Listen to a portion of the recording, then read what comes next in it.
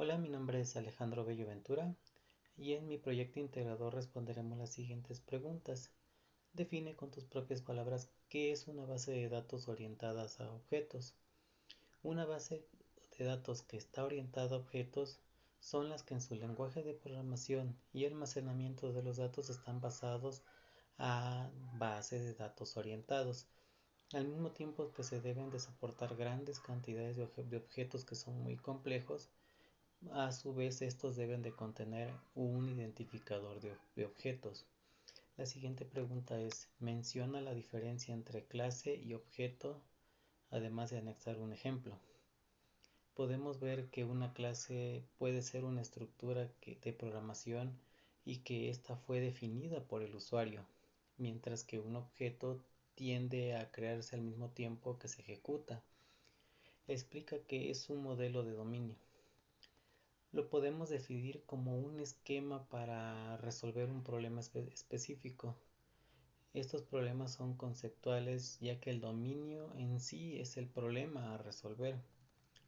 Dentro del proceso de modelo de datos de base de datos orientados a objetos se encuentra el mapeo de datos. Mencionan los términos que son necesarios para describir las características de una clase.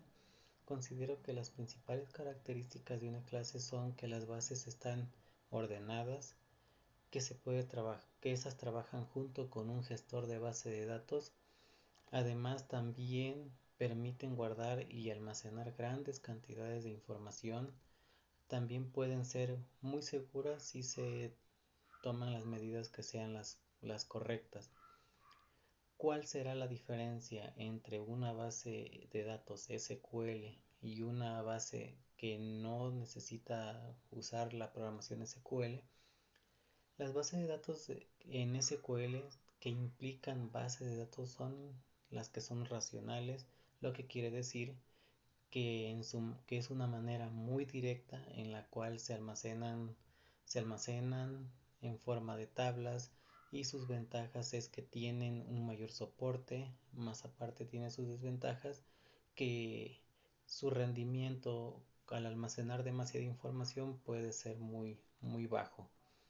Mientras que las que no usan SQL tienen bases de datos que no son racionales, lo que quiere decir que son bases muy sencillas que no utilizan el lenguaje SQL, y podemos ver que sus ventajas son que pueden escalarse, que son bases de datos que están abiertas, se les pueden realizar cambios dentro de su estructura.